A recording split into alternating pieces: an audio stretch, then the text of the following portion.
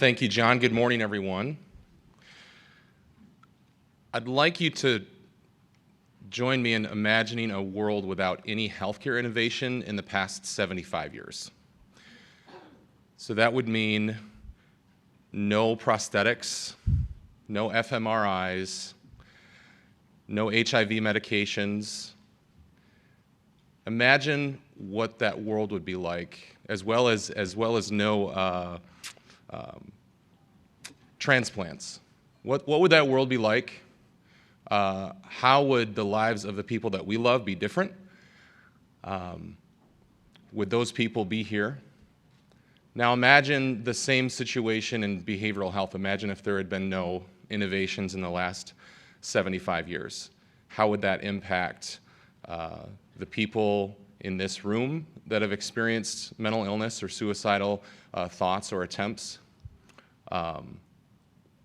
What would that look like? Would our state hospitals still be aplenty, and would we have a lot different problems than we have today? I think that would be a scary world. Fortunately, we don't live there. We've been fortunate to experience many innovations in suicide prevention and mental health, and I'm going to talk about some of those today.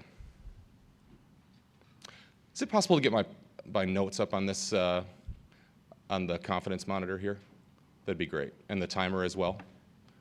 Thank you.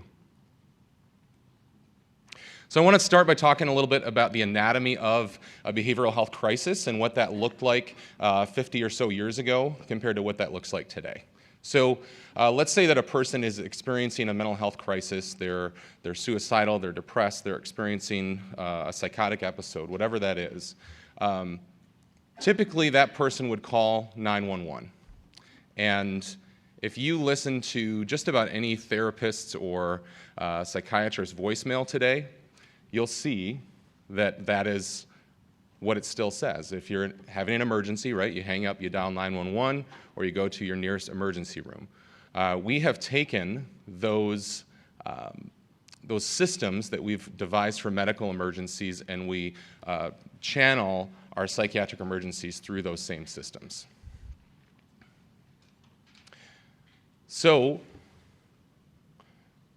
you call 911, maybe depending on the seriousness of your call, you have a police officer come, or you have an ambulance come as well. And then you are transported to the emergency department, and back before 1970, your option really was to go to a psychiatric hospital to receive treatment.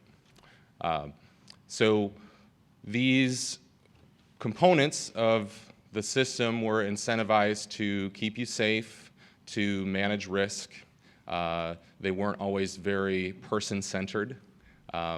They weren't necessarily interested in keeping you in more cost-effective or less restrictive levels of care, because frankly they didn't really exist.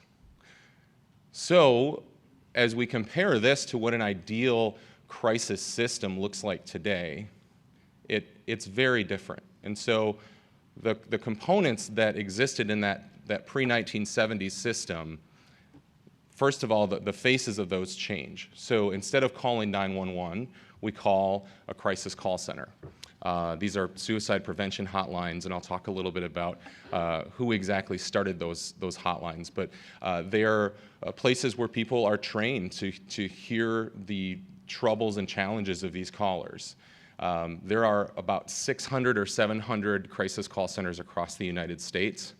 Places like Griffin Place and Common Ground here in Michigan are examples of crisis call centers.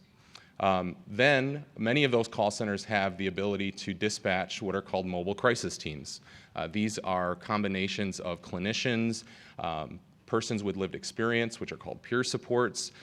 Sometimes nurses will go and be a part of these groups as well. And oftentimes they're accompanied by an officer who's trained in something called CIT, which is crisis intervention teams. There are hundreds of these teams across the United States and in other parts of the world as well. And then each level of services here is trying to resolve the crisis that the individual is experiencing, keeping the person in their community so that they don't have to go to a higher level of care if it's not absolutely necessary.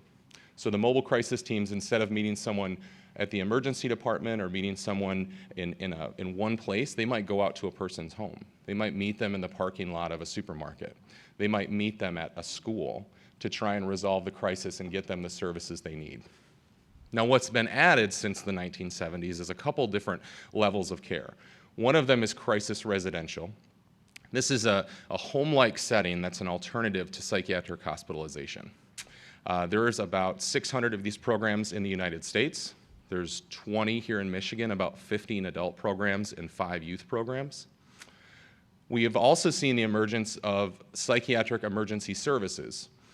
Sometimes these are called 23-hour crisis stabilization units. Now, there's only about 3 of these in Michigan, and they're all here on the east side of the state. And part of that is because there is no language in the mental health code here in Michigan that explains the parameters of those services, but yet we've seen innovative providers that have made the decision that this would be helpful and important and something that the community needs, and so they've designed it and kind of found answers and solutions as crisis providers often do. Now, there's one other level of care here that Michigan doesn't have, and that is a peer respite program. Peer respites are staffed entirely by people with lived experience with mental illness. They're often no more than a 3 or 4 bed home. Individuals there are responsible for managing their own medications, and it's truly intended to be a place for respite. If you've seen those Southwest commercials that say, "Want to get away," right? Sometimes we need to get away, and sometimes it's not to Phoenix or to San Diego.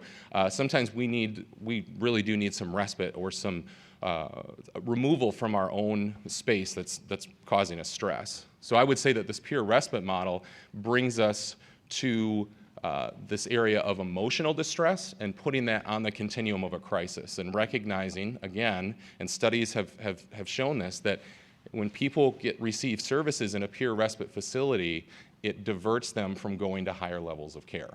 Again, if people don't have to use the services, then they get the services that they need at the right time. There are some people who have impacted crisis services, and you're seeing some of them on the screen here today, and I want to talk about some of them because they have tremendously impacted suicide prevention. They've tremendously impacted access and alternative services. They've also impacted care coordination, which is really important when we're talking about community partnerships, is who is carrying the support, and is it just one person, and how long should that be, and what does caring or empathy or compassion for the people that we serve look like? So I'm going to start with the gentleman here on the bottom left. This is Edwin Schneidman. Edwin was a suicidologist and a researcher and a thanatologist. A thanatologist is someone who studies death and the repercussions of death. So Schneidman got a grant, and he opened up the first suicide prevention center in the United States, and it was in an old wing of a hospital that was formerly treating patients with tuberculosis.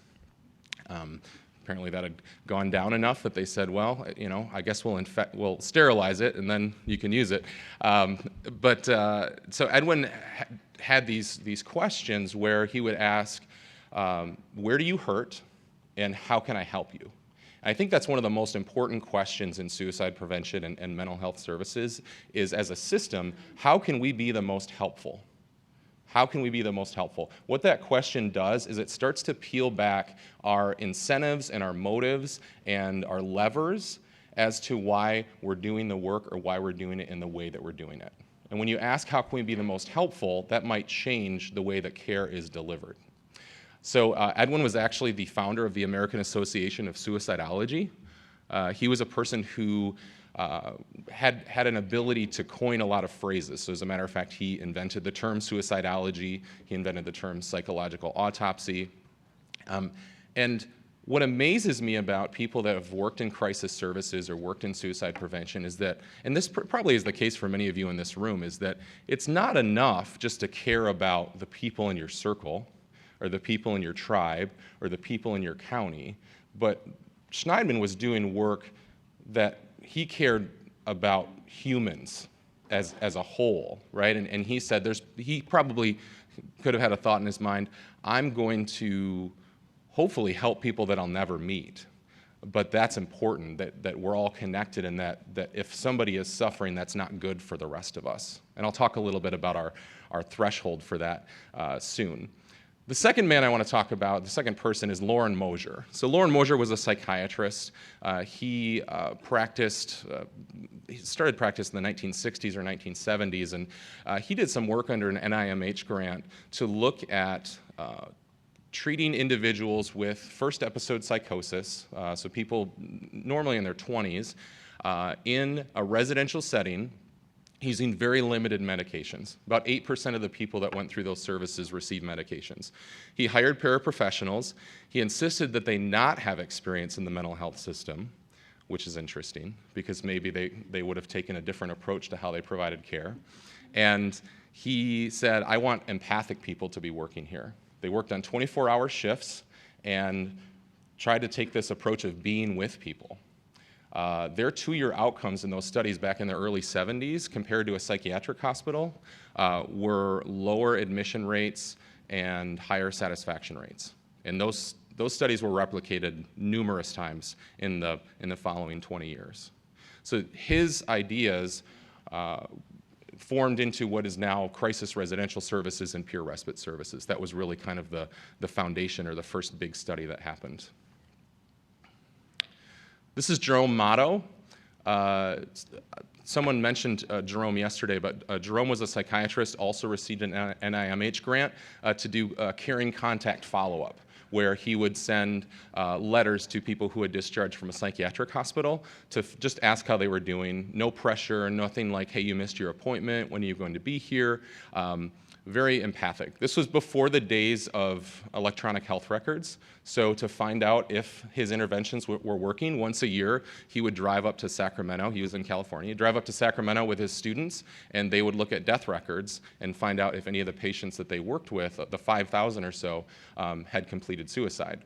His outcomes after 2 years were a 50% decrease in suicide for people who had received these interventions. This is just caring about people, right? That's what's funny. This was like back in the 1960s. I think part of what our system is trying to do is what other systems or other communities have started to fail to do, which is just care about people for a long time. I mean, that's what families do. That's what good friends do. And so I find it interesting that there's studies like, oh, I wonder if we showed that we cared about someone, if that would matter. Oh, brilliant, right? But we're incentivized. We a lot of times we only do things when we're getting paid to do it. This is Sam Cochran. Sam is a retired major with the Memphis Police Department. He started something called CIT, Crisis Intervention Teams, following a death by cop in his community back in the 80s. I find his work interesting because police officers, I think, have traditionally taken on a reputation of sometimes being callous or not compassionate to mental health needs. And that's very countercultural of him to make the reach after the encouragement of NAMI following this tragic incident to say, no, let's make our police officers more compassionate, more trauma-informed, more informed about mental health services, and it's had just tremendous impacts on communities. So what is broken in the behavioral health system? If I show this ideal system, obviously. The first is access. So we have problems accessing services, but also to accessing best practices in services. Let's remember that in the past 50 years, we have largely built this system, this behavioral health system, on access to medications. And so when there's a shortage of psychiatrists, that creates a problem, but it wasn't a problem 50 years ago because our system wasn't as reliant on those practitioners. But information doesn't travel quickly enough, and we don't have best practices disseminating into these areas. And so especially you'll notice in rural areas that carry old beliefs about that maybe mental illness or suicidal thoughts, like that's a personal responsibility or that's a sin or that's something that's yours, that's not all of ours. These things don't travel long enough. I think that I've heard a statistic that it takes 15 or 20 years for evidence-based practice to really seep into all the parts of the system that it needs to. We also have a lack of accountability, which leads to falling through the cracks. And it's I was asking someone yesterday, a good friend of mine, so let's talk about our system that's broken. And he said, our system is not broken. It is designed to do exactly what it's doing. It's helping most people, and it's allowing some people to not receive the help they need. And unfortunately, we have a threshold for that level of issue. Another problem that we have is care coordination, follow through. We don't have accountability. If I work in a psychiatric hospital and I'm not getting paid to follow up with this person in 30 days or write a caring contact like Dr. Motto did, then I'm not going to do it because I need to worry about the individual that's in front of me that has replaced that person who is discharged from my hospital. So we're not incentivized to care, and a lot of times we follow money in what we do because many of these services in crisis don't get reimbursed very well. Case managers or clinicians have very high caseloads. They can't do more than the bare minimum. They don't have the capacity to really care about the people that they work with. So in a lot of cases, if you're not getting paid for it, you're not doing it. Another issue is effectiveness. We don't use enough measurement in the care that we're providing to tell if it's effective. And when we're not, it's actually unethical to provide care that's not effective and to not measure it and change it. Like, we need to be really conscientious about how effective we are and be true to the people that we're serving, so that if they have resistance to a medication or even to a therapy modality, then we change it so that they don't have to spend too much time in this in this service. I had a clinical supervisor once who told me that the point of therapy is so that you don't have to go to therapy. Right? That you're going to get the help and make progress so that someday you don't have to be here. And sometimes we're too homeostatic. We don't approach treatment with a mindset of growth. And also, there was a 33% increase in suicide since 1999. It's the highest since World War II. And it's 53% higher for women than it was in 1999. So we're not being as effective as we could be. The last issue is red lights and red tape. We have extreme risk aversion in this industry. I see it every day when I talk to crisis providers, is they care more about people not dying than they do about them living. And that's just the way that it's built. We're such a litigious society now that doctors have such a challenge to do anything but put people in the most risk-managed setting, which is often a hospital. I'm going to talk quickly about solutions because I'm starting to run out of time in my portion here. But the first solution is to take risks. So if you're an employer, allow your staff to take a thoughtful risk in your organization. Think about the latitude that the innovators that I showed had in the work that they did, right? They had support, they had a grant, they had an idea, and they were able to follow it through. What if they weren't allowed those latitudes? What if they said, nope, we just got to keep it under control here? That would be challenging. Funders should pilot the suicide prevention efforts that can affect serious change in your community. Okay, that continuum that I showed, guess what? It's mostly accessible in most communities in the country to people who are on Medicaid or who don't have insurance. That's interesting. If you have private insurance, you don't have access to as good of a continuum of crisis services as you would if you were receiving Medicaid. Talk to your health plan about that and say, what the heck, right? Why are you not paying for this? Why are you not focused on my outcomes but just only have this option for me? And if you're a for-profit or a donor, consider about how you donate your money and advocate for that funding, okay? If you consistently, there are all kinds of good causes. When I used to run these crisis programs, I was always frustrated because adults with mental illness, it wasn't even a top 5 cause in my community, you know? You got kids, you've got hunger, you've got poverty, you've got all these issues, and those are important, but be conscientious and understand the wishes or the desires of your community partners, and then give your money appropriately and conscientiously. The last few recommendations that I have, first, increase tolerance, okay? This is a person looking out their window and seeing the crisis home that's being built in their neighborhood and having that thing that we know called NIMBYism, which is not in my backyard, okay? Everyone wants good mental health treatment, but no one wants it close to their home. What's up with that? Individuals with mental illness are more likely to be victims of crime than to be perpetrators. So take that into consideration and try to understand what your own barriers are that are getting in the way. It doesn't take experts to fix all these problems. It takes listeners. It takes people with an open mind.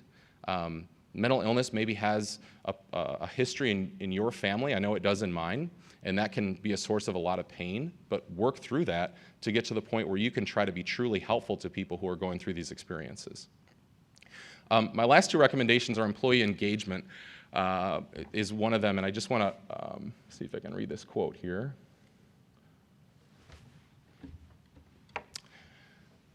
In the end, it is about truly caring for every precious human being whose life we touch. It is about including everybody, not just the fortunate few or the exceptionally talented. It is about living with an abundance mindset, an abundance of patience, love, hope, and opportunity.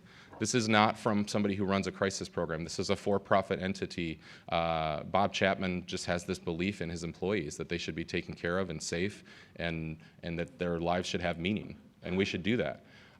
There are community mental health centers in Colorado that are buying up tiny homes in rural areas because they want to attract clinicians there, and they'll pay for their room and board for the first 2 years. Sometimes we have large organizations that have resources like residential homes that are empty, and we have frontline staff who don't make a lot of money, and those are good partnership ideas. And they don't have to happen within the same company, they can happen between companies. The last is to lower acceptable thresholds and adjust scales. I was looking this week at how many mass shootings there's been in 2020. Today is January 24th. There have been 16. We have a threshold for mass shootings. We have a threshold for school shootings in this country. We have a threshold for suicide that we accept, that we put up with. And we shouldn't. We should change our threshold, and we should adjust our scales accordingly. So I don't know who's going to be the next one of these people. Maybe it's some people in this room, but we have to make space for those people. Our communities have to be welcoming to taking risks and looking at what it would look like if we did something radically different. So thank you.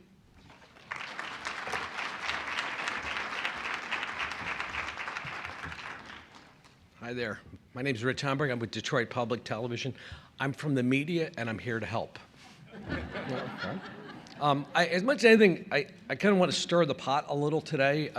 Detroit Public Television has become very invested in this issue, and it's typical of a lot of what we do, but there are some amazing things happening here, and I said at a meeting last week, don't lose this moment.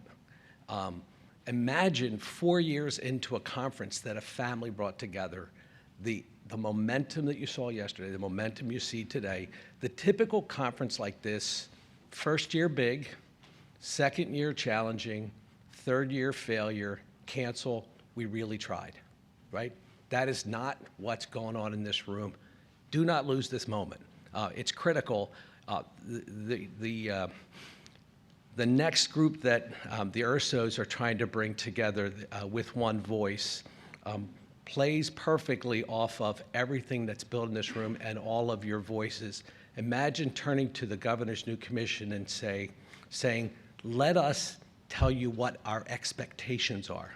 Let us tell you where we expect you to be, what we need, and what we'll expect you to understand about us. Please respect us. And you're at that, as a group, you are there.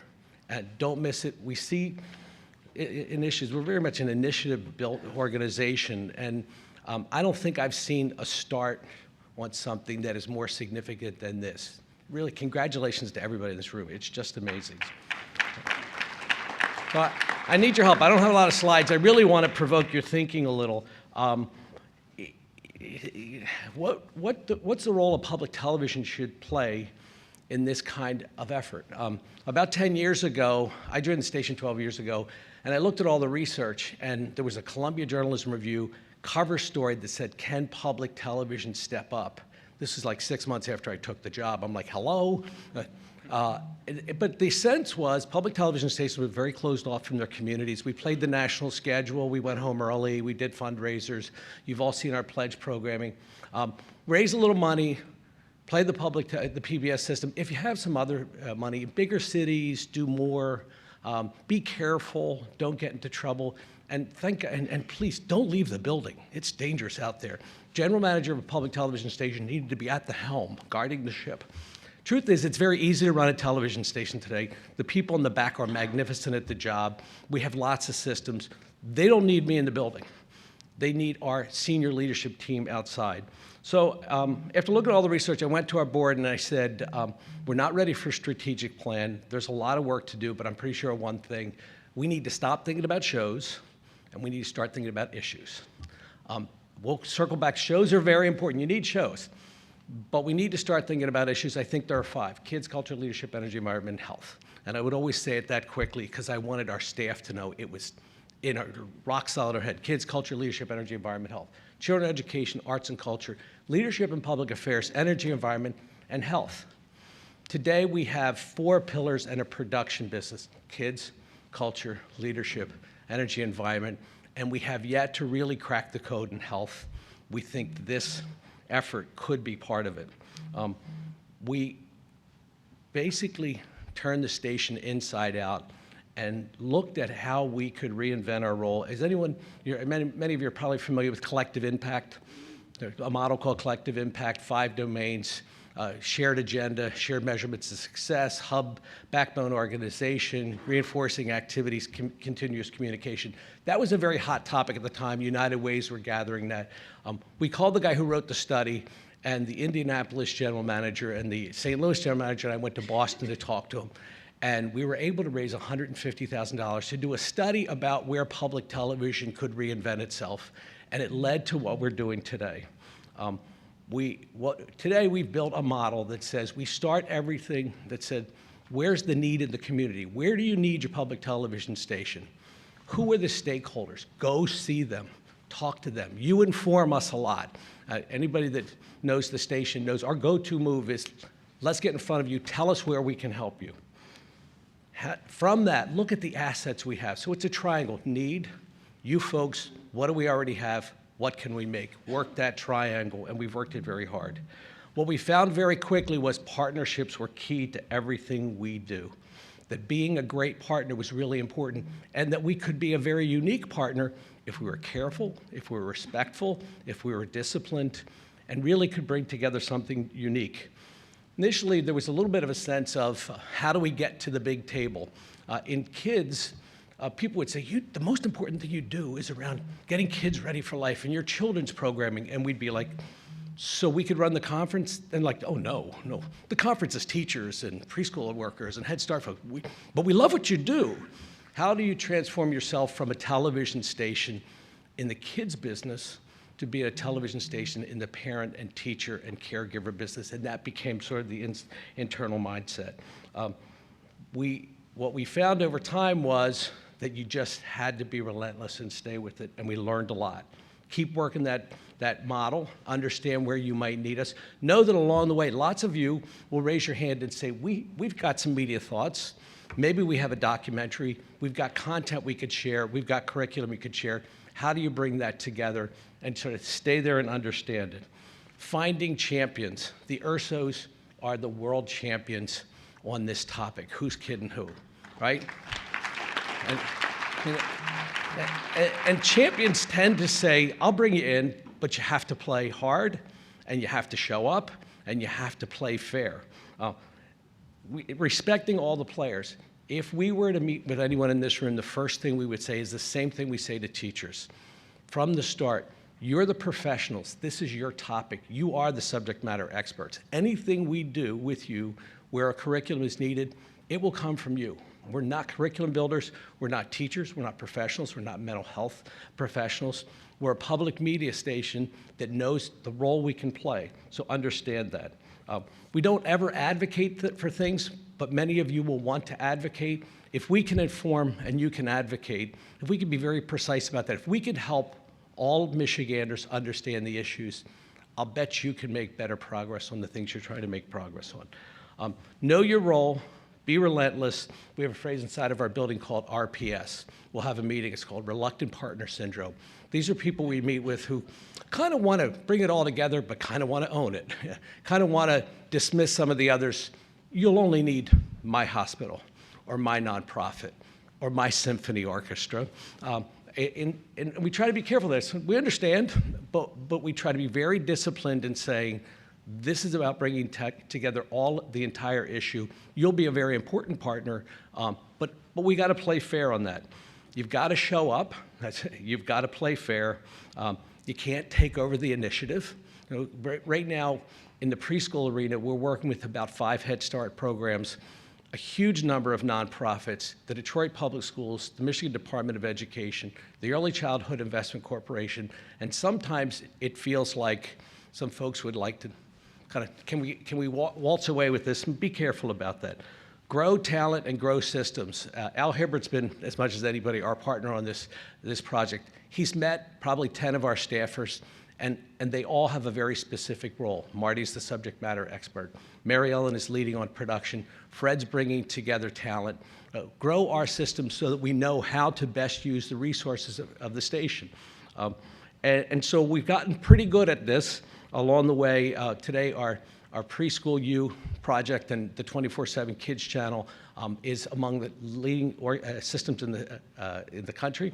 Our Great Lakes Bureau is now airing a monthly show on 15+ television stations across the Great Lakes and has a daily bureau. Our One Detroit project just grows and grows and grows in our local service to Detroit. If you look at suicide, my gut says, and this I really would love your feedback. My email address is, I'll give anyone a card. When I look at the topic today, it kind of reminds me of what we found in preschool. In K-12, think traditional physical health. In K-12, every kid goes to kindergarten, there's a kindergarten teacher, maybe there's some support. There's a principal, there's grades 1 through 8 usually, and then we go to high school. There's a school system, there's a school superintendent, there's a state superintendent, there's an ISD, right? Think broken ankles or heart surgery. Physical health, much the same. There's a system. You go to an emergency room, you're handled professionally, there's curriculum, there's a process for handling issues. Now flip to the other side, early childhood. I would venture to say that every single parent in this room raised each of their children differently. We raise kids in America differently at all levels. Some go to preschools, sometimes it's grandma, the next door neighbor, the informal caregiver, the formal caregiver, the semi-formal caregiver, systems that are challenging to every parent, especially if you're not empowered yourself. And so if you look at mental health, it's much the same. It's a balkanized, all over the place, a combination of professionals, semi-professionals, nonprofits, great citizens. How do you bring that all together? It's a challenge. The reason I'm so excited about the conference is because the critical mass you've been able to suggest and define. I think also where we can play an important role is perhaps being a hub for that. I hope that makes sense. So what might we do next? Here's my challenge to you, and I want to get our next speaker on. What if there's 2 thoughts around what we might do together. What if I suggested to you that on the first Tuesday of every month, there's an event, probably at the television station, but not necessarily. There's an event, there's a stakeholders meeting that might feel a little bit like this event. There's if you will, a mental health 101 discussion. There's a walk through the assets that this initiative has collected, curriculum, opportunities, assets, and perhaps there's a deep dive into one topic. And so on a given night, stakeholders saying, what's the state of the art, and where's this headed on a leadership level? What are the basics for every parent updated, or for every family, every individual updated on a monthly basis? Let us walk you through what's available at, if you will, the website. And the last is a deep dive. Military, suicide and diversity, suicide among various demographics, particulars of sort of the influence of drugs. You would know the topics much better than we would. We've found great power in convening regular ongoing events. Events drive urgency. Oh, there's my, sorry. I didn't want to run long. The second thing is, how could we create what we call the bureau mindset, or owning the daily conversation? What would the daily conversation look like? How could we fuel that with your great work? What news gets made daily? News can be an important pivot point. What information can we share? What help and guidance could we share? We think that there's an opportunity there, and again, we made a famous presentation to Michigan State a few years ago, and I started the presentation. It was a very tense moment because it involved their television station and a challenge, and I said, there's 4 Ps. I come in peace, I make no presumption, I think there's great potential to form a partnership. And none of that changes. We're your public television station. We think that there's an opportunity here. We're not, I guess we could say we're applying for the job. With great respect and a great understanding that you are the subject matter experts, we think there's great potential to bring public television across our state further into this and maybe nationally. So my request from you is, that's a model that has worked for us in other areas. Help us, guide us, yell at us if you like, tell us where we're getting it right, tell us where we're getting it wrong, and let's see what we can do together. Thanks.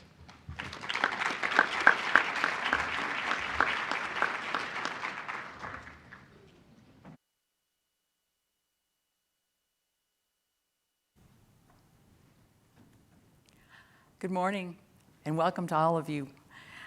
I have this thing about standing behind podiums. I just don't like it. So if it's okay with you, I'll probably pace the stage. My name is Karen Marshall, and as you see from my introduction, I am retired from American Indian Health and Family Services, where I was the outreach and training coordinator for a number of years on a statewide and eventually a regional project. But my start in this work came in the same way that many of you may have started, by losing someone I loved to suicide. In that case, in 1973, it was my father. I was a senior in high school in Lansing, Michigan, when my dad ended his life. And I can stand before you today and say, no one, and I mean no one, came to me and talked to me about suicide. No one said, you know what, Karen, this happened in my family, and these kinds of things helped, and these kinds of things didn't help, and I'm here to talk to you if you need it. We just had to kind of stuff it down and go on with our lives. Then, 17 years later, my dad's only brother, my Uncle Gary, ended his life as well. And when that happened, the scars got ripped open, and I was fortunate to find myself living in Atlanta, Georgia, where a wonderful woman named Iris Bolton lived and worked at the Link Counseling Center. She's the author of a book called My Son, A Guide to Healing After Death, Loss, or Suicide. And I ended up going to work for her. And the rest, as they say, is history. Will you have it up? Oh, good. Okay. So as I was preparing to do this talk and talking about public-private partnerships and talking about the things that we can do working hand in hand, it occurred to me that on the dawn of this new decade, it's a good time for us to put on our 2020 hindsight glasses.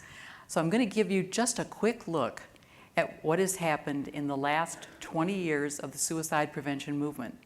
Because the suicide prevention movement, in addition to all the research that was being done, in addition to all the mental health services that were available before 2000, there was really not a suicide prevention movement, a group of people saying, we need change. What's going on in this country now when it comes to suicide is not okay. So we'll take our 2020 hindsight glasses and apply them to a look at where suicide prevention is today. Part of it is right here in this room. This is an amazing conference. This is an amazing group. and the future looks really bright from where I'm standing. And then we're going to turn our vision of now to what do we see for the future? What does our 2020 clear eyesight tell us about the future of suicide prevention? Oops, excuse me. So in setting that up, I would also like to say that it's been my honor and my privilege to be a participant in the suicide prevention movement for the last 25 years, before things really got interesting. And I've been able to observe a massive, robust, positive change over these last 2 decades since this movement began. Now, you would think, because the case was 20 years ago, that the 11th leading cause of death in this country would have something going on behind the scenes to try to change that. There was really very, very little. And a group of people got together and formed the first public-private partnership in 1996, a little bit before 2000, but you'll see where I'm going with this, to try to change things. So in our 2020 hindsight, we're going to start with an organization called SPAN, the Suicide Prevention Advocacy Network. It was based in Georgia, and they came up with the idea of getting a number of lost survivors together, everybody that they knew across the country, to get petitions signed in their communities outlining what the truth was about suicide, how many deaths there were, where it stood, what the need was, to get those signed and ask the federal government to do something, to recognize suicide as a serious public health concern and to start changing things. So we gathered together in Washington, D.C., about 200 of us that first year, with our signed petitions, and we walked the halls of Congress. We delivered petitions to every congressperson and senator where we could get in the door, and that was pretty much all of them, and we met with staff members whenever we could. We delivered our messages. We lost survivors who had spent decades not talking about what happened in our families, not talking about what happened, found our voice. And we began to talk. One of the things that we did in honor of the people that we had lost to suicide was to carry a pair of shoes for them. So in my case, I had 2 pairs of shoes over my shoulders. And I'll never forget walking through the security areas where we had to go through the sensors, and we'd put our shoes on the belt and they'd roll them on through. And we'd pick them up at the other end. And invariably, a bystander, a security guard, somebody would say, "Why are you carrying those shoes?" And we would tell them the story of the person that we lost to suicide. And invariably, almost every single one would stand back and look at us and say, "You know, I lost my grandfather.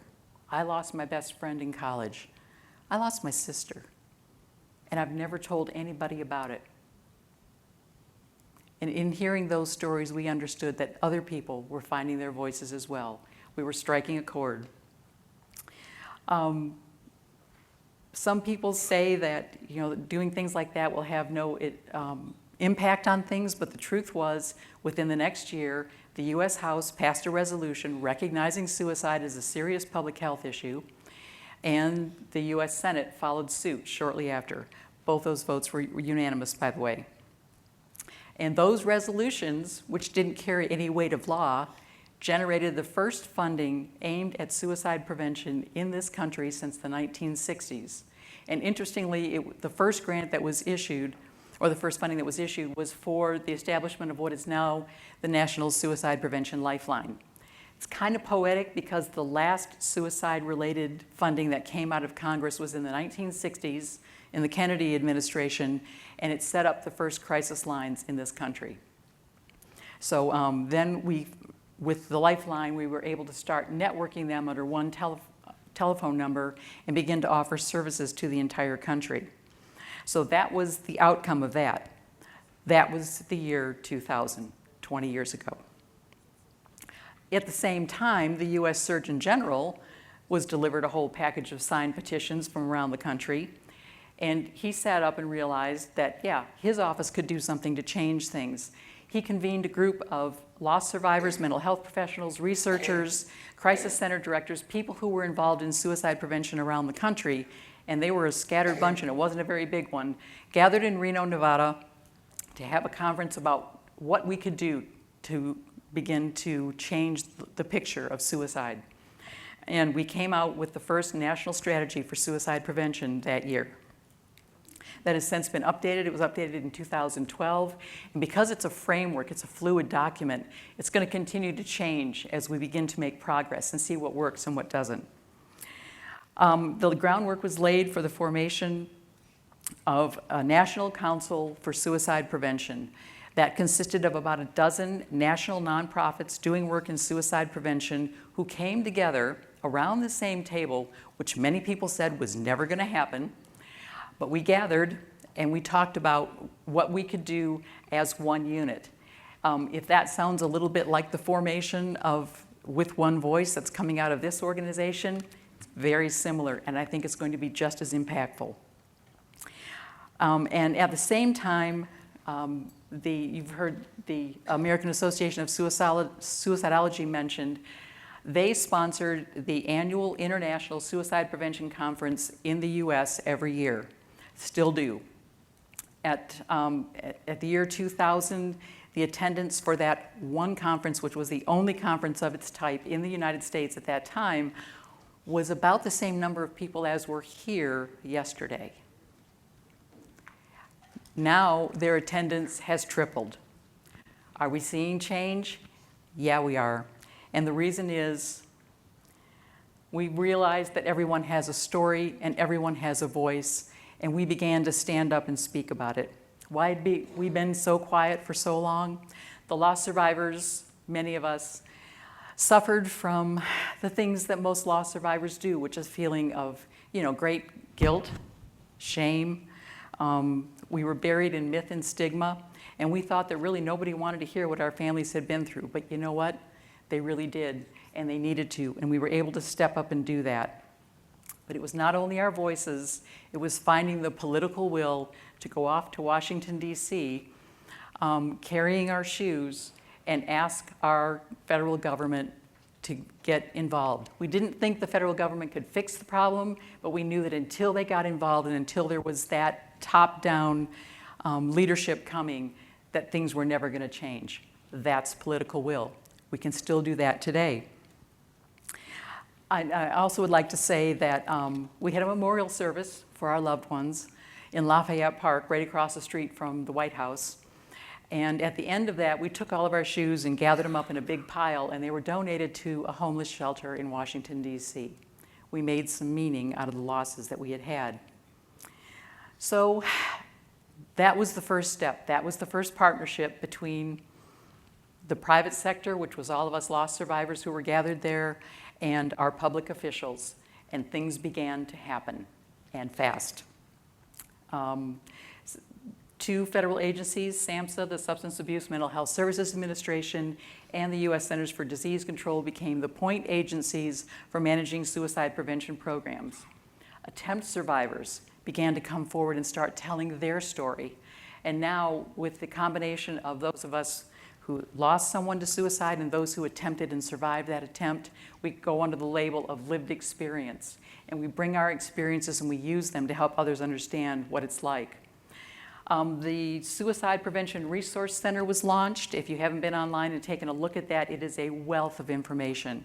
It truly provides anything you might need in the way of research. And the plans were laid for the formation of the National Action Alliance for Suicide Prevention, a total public-private partnership that does nothing but study the issues of suicide and form programs and answers to dealing with the issues. So, that said, that's our hindsight. Let's take a look at what's going on now. And I have to tell you, I really had to edit this down, because if I told you everything that was going on now, I would still be standing here 3 days from now, and you'd be really tired of hearing my voice. So I've picked up a few of the really important ones, but we're going to look at now. First of all, state task forces. In 2000, there was a grand total of 0 in the United States.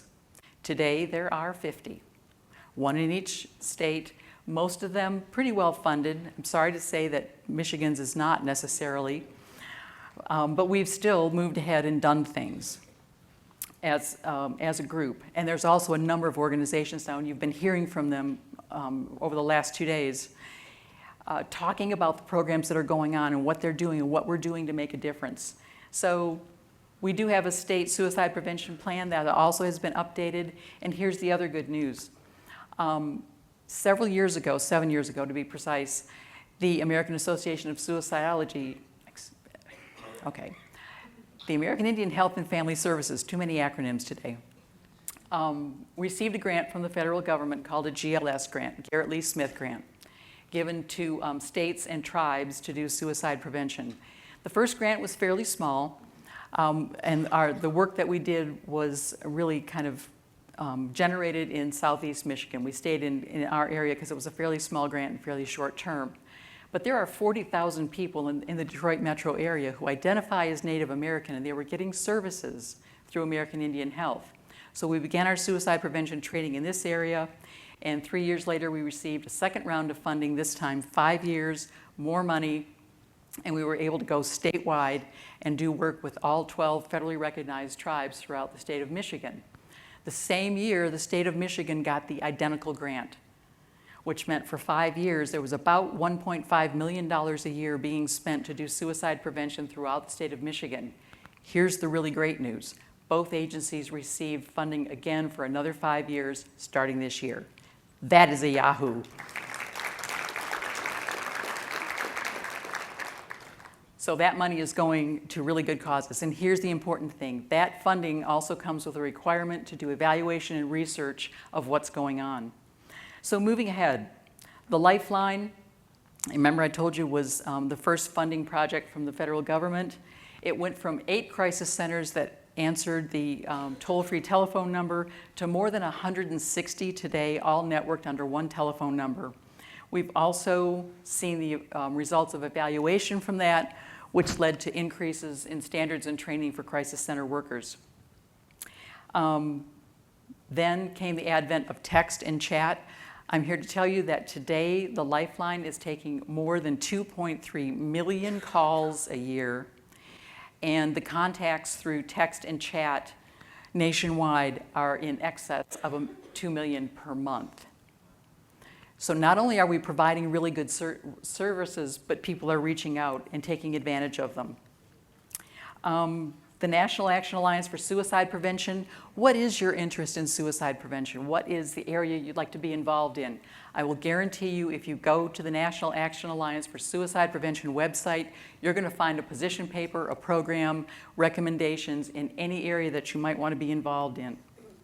Community-based suicide prevention has become the norm now. Define community in any way that you want. You're going to find programs that are accessible and probably in place in any community that you look at.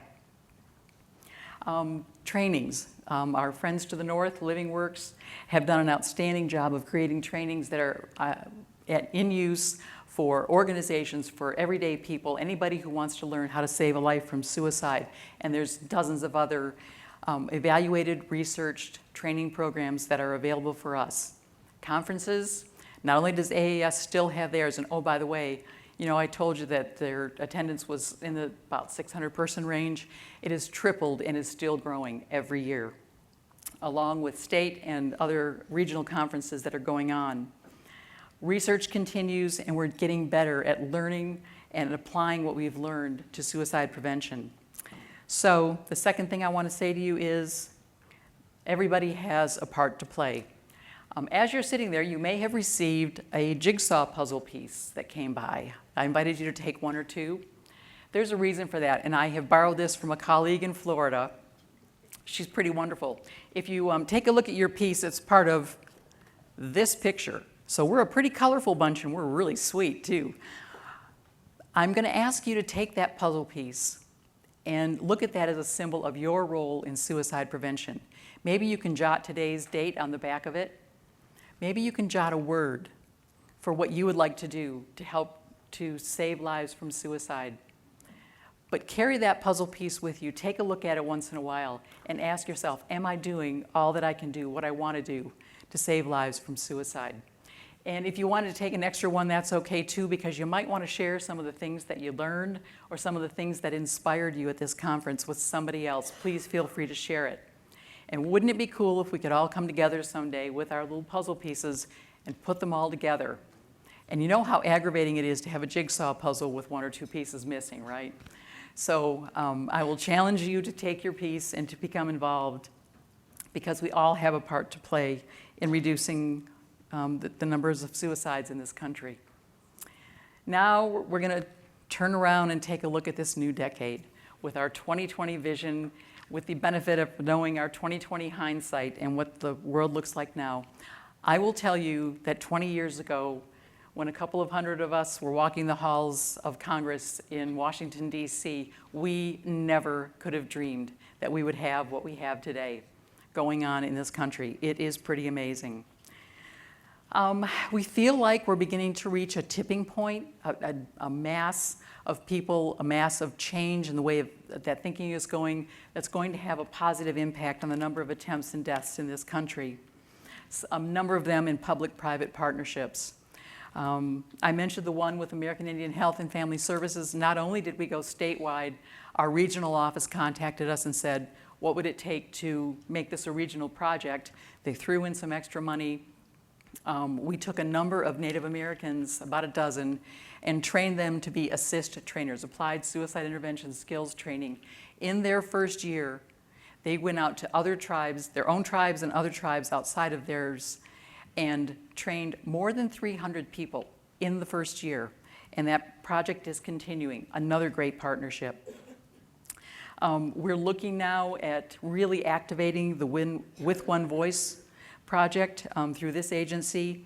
That's about advocacy, because while it's true that we all have a story to tell and we all have a voice, we need to make our messages clear, concise, and things that we can agree on. We may not agree on everything, we may not agree on all approaches, but we can make a difference by speaking up with one voice. And I would also say that in the future, we're looking at not only better resources, but better access to resources. So often, people who are in need cannot find the resources that they need just because they're not easy to find. I always wished, as I was doing my work over the last few years, that there would be a really audacious goal for suicide prevention. When Zero Suicide came out, I said, that's the audacious goal. I love that. I love that one. So I'm going to suggest that as we join with our With One Voice advocacy and begin to shape our vision for the future, because you may have visions that we need to know about, that we might want to take a look at naming the 2020s. In the 1920s, what did we call them? The Roaring 20s, right? That stays with us. So let's take a look at this. How about if 2020 is, shall we, with strong public-private partnerships, make these 20s roar about life and reducing suicide, right? You with me? Yes. All right, we can do this, I know. Keep in mind, we all have a voice, we all have a role to play, and the future needs all of us to help to reduce suicide attempts and deaths. And I want to leave you real quickly with 3 messages of hope. All of them come from the Lifeline. There are our major talking points. First of all, always remember that suicide can be prevented. I'm not saying it's easy, we just know that it can be. We know that crisis centers are saving lives. Research now tells us that that's true. And people who need care are talking, texting, and chatting in numbers that have never been seen before, and that's a good sign. And also, any one of us can be the one to help save a life from suicide. With all the programming, all the projects, all the big visions, ultimately, suicide prevention comes down to a one-on-one relationship with somebody who cares enough to get involved and make the things happen that need to happen to help that person find life again. We haven't really got envisioned about what the next 20 years look like, but I believe that they're a brighter future for us and for those who are at risk for suicide prevention and those who have lived experience. We know that suicide is relentless, and I'll suggest to you that suicide prevention community is equally or more relentless. Our hindsight, our 2020 vision of hindsight tells us so, and I invite you to join us. Thank you so much.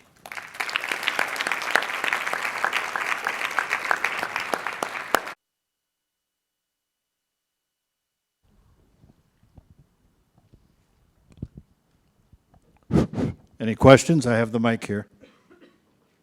Here we go. Thank you. This question's for Travis. Our agency in the past has looked at peer-run respite options, but I wondered if there's any that are running really well in Michigan right now. Peer run respite, is that what you said? Yep. There's no peer respite right now in Michigan. We have initiated some conversations with peer providers in the Detroit area and Kalamazoo and tried to start facilitating these conversations. It often starts with a pilot, and there's been some rumblings of that at the Department of Health and Human Services over the past few years. I know that the National Empowerment Center has identified Michigan as a target state for developing peer-run respite programs, but so far there has not been any movement on that. Anybody else? Here we go. Hang on. Mic is on the way.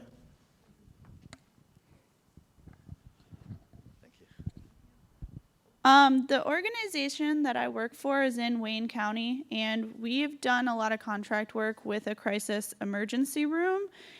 And going back to the anatomy of like the process of how people end up in the emergency room, we very much mostly saw people were calling 911 and people were brought directly to us by the police in handcuffs or EMS. A lot of which didn't need that level of care and ended up discharging before even or immediately after evaluation. So do you have any suggestions on how we can work with our community to get people utilizing mobile crisis teams maybe more efficiently? Because we all, like down there, we all know they exist, but they're really not used. They're not something that we see in action. Yeah, so first of all, I will say that existence is not sufficient for these programs. They have to be utilized in order to really provide value to your community.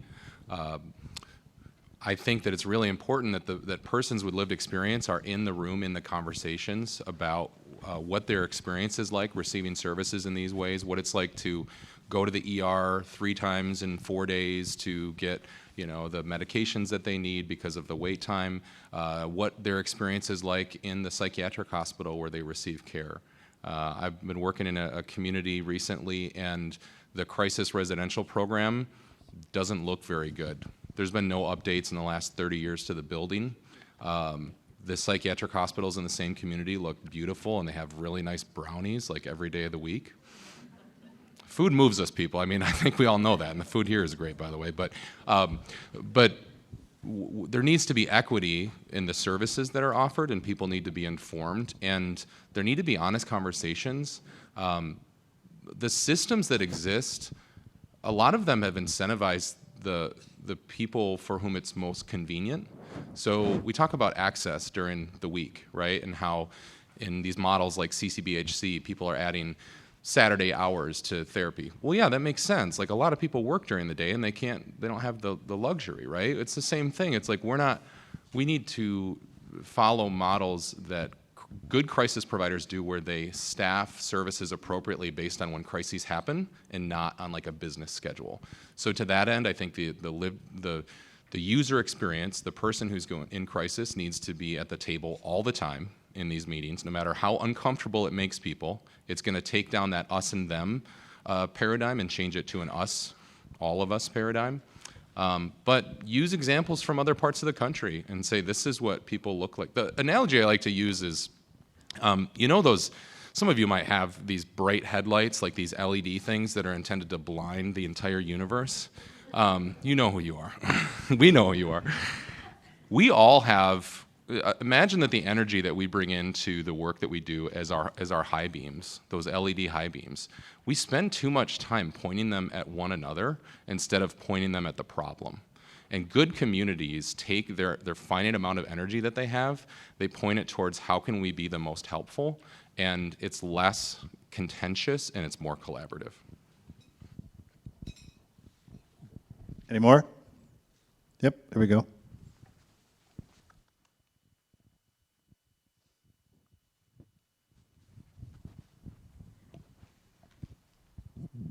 This is for Karen. I missed how much money you said that Michigan government has received for this year, or is it 5 years? What did you say?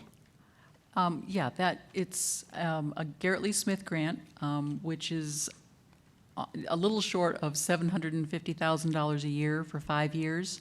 So the state of Michigan has it, and American Indian Health and Family Services have it as well. So that's essentially $1.5 million a year for 5 years. Okay, and then I have a comment to make to Travis, please. You said something about, there's facilities and there's help for people that don't have insurance or have state insurance, and that we need to talk more to private insurances to get the word out there. Well, that may be so. My grandson Reed, he took his own life 2 years ago. He was 14, and we live in Northeast Michigan, and there was no help to get. He was put on a 6-month waiting list because he was considered a child, and there was really no help up north for us, and we had to come downstate. But we never made it to the 6 months. We just made it to he only lived 3 months. And we did everything that we could do in our own area, but we had no place to turn. And if we knew now what maybe we would be able to present, it might not have happened to our family, because now we see all the resources out there. But yeah, no help for kids, hardly in our area. My heart goes out to you in your loss, and I know that can be extremely frustrating to not have the answers that you want. I can tell you that our company, TBD Solutions, helped the Department of Health and Human Services to establish time and distance standards for crisis residential services.